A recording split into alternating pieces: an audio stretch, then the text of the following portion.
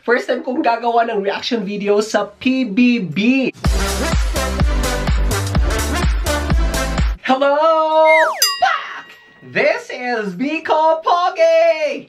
And ngayon, first time ko na mag-react sa reaction video. First time kong gagawa ng reaction video sa PBB. Ayan, dahil nawindang ako sa social media, sa aking newsfeed na puro kissing scene, ganon! So ngayon, starting today, magre-react ako sa PBB at syempre, I will support my friend Fumiya. So ngayon, eto muna tayo. Magre-react ako sa nakita kong mga screenshot ng mga kissing scene ng PBB na si Andre at saka si Lou. So ngayon, panoorin natin lahat kung sinong hindi nakapanood, saka tayo magre-react kung anong ating mga opinion, and kung ano man ang aking opinion, that is my opinion, and kung ano man ang inyong mga opinion, and that is your opinion. So magkaiba tayo ng mga opinion sa buhay, magkaiba tayo ng paniniwala, magkaiba tayo ng mga paninindigan. So whatever my opinion is, then this is my opinion. Walang ibang nagsabi sa akin, basta opinion ko to, and I respect also your opinion. So ganun lang. Respetohan lang tayo ng opinion, and here we go. Okay, let's get started.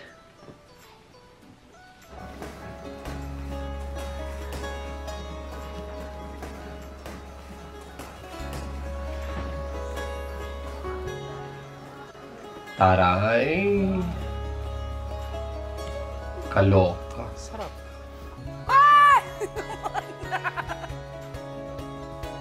Some of the housemates sort of got uncomfortable or weirded out by what they were doing. I don't think they're used to seeing two drunk people being that close with each other. There's the time that they are not controlled.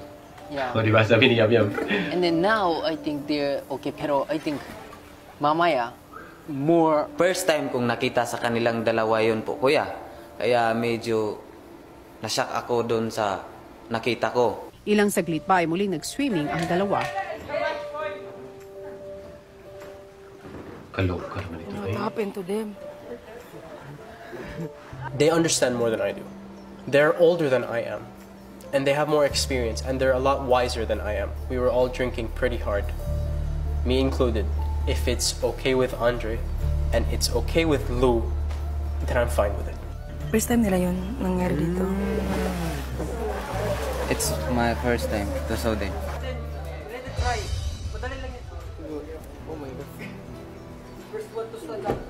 Should I stop? Should I? Should stop them. Should I want stop also them. that I don't like... Ayokong maging masama sa kanilang dalawa kasi Maybe they adult already. They have a own decision. yeah.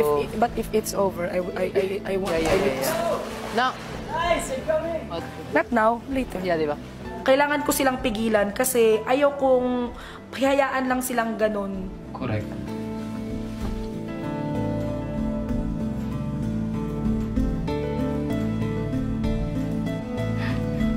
Kaloka.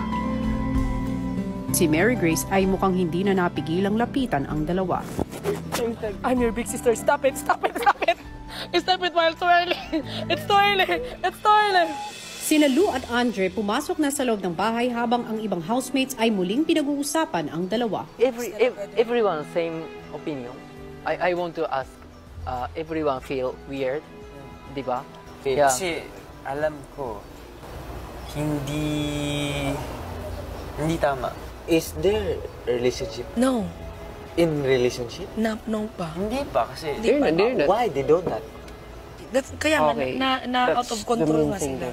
Kami ni Fumiya, ni Ate Grace, kami yung naka-observe na medyo nagiging touching na sa isa't isa. Sa iba siguro okay lang, pero sa akin talaga kuya, hindi po talaga ako komportable na makita yung silang ganon. Kahit sabihin natin mag-girlfriend, boyfriend sila, pero this is not the right place. Yeah. Oh, the right place. Yeah. Wala akong karapatan, bawalan sila kung nasa kanilang dalawa sila na bahala sila kasi matanda na sila. Pero dito kasi, iba kasi yung setup. Grabe talaga yung kiss nila. grabe talaga. na talaga. I did not see that.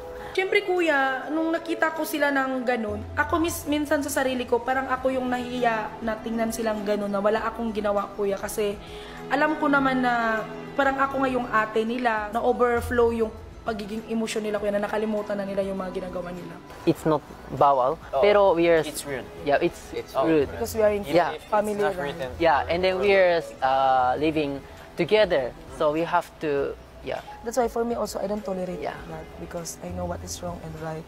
Although they are adult, but this is not the right place. Yeah. They can't control Too much. too much. Too much. Kasi. For you, do It's you? weird, you know. Would you do that? Oh, no. It's weird for It's, them in yeah, Japan. and then in Japan, It's not good. especially more, Lalo for example, sa Japan. yeah, like if for example, like this is Weird then. already Weird. rude in public, and then like even like this is rude for Japanese. Also in Philippines. Yeah, that's why. At first Nakasanayan ako. I confused. Gulat ako. People's mundo.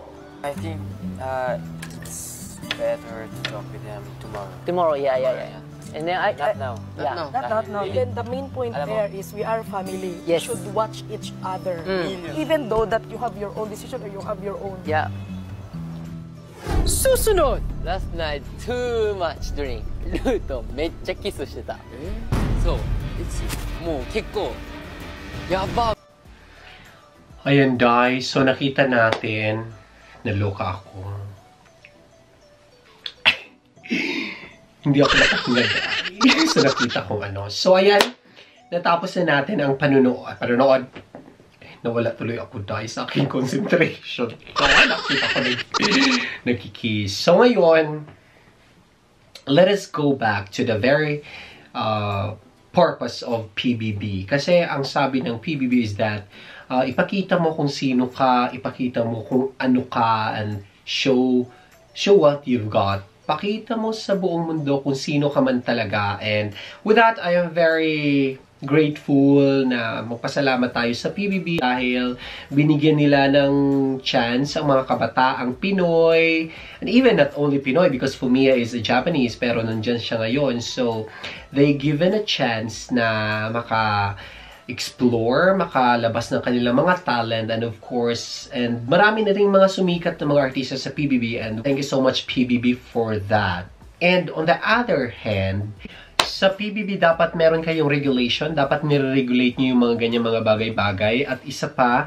I believe part siya ng psychology, katulad ng magte-test ka ng mga daga, kasi nasabi sa akin din ni Angelo na example, iti-test mo ang mga tao kung ano ba talaga ang kanilang tunay na attitude if paiinumin mo sila dahil lalabas ang kanilang totoong pagkatao because you cannot control sometimes of what is nasa inside sa'yo dahil nga ano ka na sa alak. But there are persons kahit na nalasing, kahit na basag na talaga ang kanilang utak sa alcohol, but then they are still composed, ano pa rin sila, behave, at nakakontrol pa rin nila ang kanilang sarili dahil yun sila. So ngayon, ang akin talagang point is that, bakit nyo hinahayaan ang mga ganyang mga eksena wherein alam nyo na that is national television and it is also showed in social media from ages 5 to 7 to hanggang ilang taon pwede na maka-access sa social media. So, dapat yan naka-regulate yan, naka-ano yan sa MTRCB. Kasi, it's not really a good influence dahil pinapakita ninyo na yan ang pwedeng gawin, okay gawin yan, ganito, ganyan. And, honestly, I am very liberated person. Sobra akong liberated. Kaya, wala akong issues sa mga ganyan. Bahala ka dyan mag-lip-solis ko. Wala akong pakialam. Pero, sa point ko is that kung merong mga ganyang bagay, it should be in a right place. Hindi siya ganon. Na naka-public kayo. Na naka-broadcast kayo worldwide. At saka, nasa tamang lugar. Tama nga ang sinabi ni Mary Grace na hindi siya right place. And you have to control yourself. So, para siyang nagiging nangyari ngayon na ang PBB is that nagiging siyang training ground sa mga ganyang bagay na pinapatunayan ninyo sa buong mundo, sa buong sa Pilipinas na okay lang yan gawin, mga bata ganito ganyan. So nakakasakit ng loob dahil hindi nyo ako kinuha dyan, niligwak nyo ako sa audition ko sa Japan, charot. No, okay lang yun, wala problema yun. Hindi naman ako sa PBB nag-audition. Ang sa akin lang talaga is dapat meron talaga kayong regulation on that na hindi nyo pinapabayaan yan kuya dahil Pinoy Big Brother, dahil hindi talaga siya mabuting influensya sa mga kabataang Pinoy. And they are legal age, pero para sa akin talaga, no talaga ako sa ganoon. So, yun ang opinion ko regarding on that, kung anong feeling ko, na nakita ko, parang ang sarap kumanol, charap. Sarap imakap doon. No joke. Dapat na-regulate yan. Hindi yan dapat pinapalabas sa buong mundo dahil masyado na mabigat ang aking corona.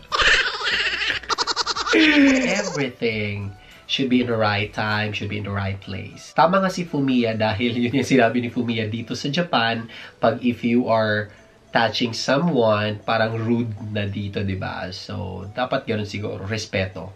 Respeto sa sarili at respeto sa kapwa. So, sa akin lang din, ang charot. Ayoko na mag-comment kung ano yung basta siguro dala na rin ng emosyon, dala na rin ng alak at nilabas nilang akilang at naloka si Yamyam dahil hindi sila magrelasyon pero naglaplapan sila dahil. So, waging-wagi yun dahil. So, in fairness, sana may ganun ako ngayon. Charat! No, yun lang yung opinion ko. Basta sa akin, it's a big no. Ayokong ganon. Ang rami ko nabasa ng mga eksena, mga Pero siguro, iba-iba naman talaga tayo ng opinion. So, kung anong opinion niyo, I will respect your opinion. Dahil opinion nyo yan. So, ang opinion ko is yun.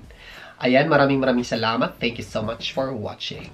Maraming salamat for watching. Follow me on my Instagram, Facebook, and Twitter at Miko Poge.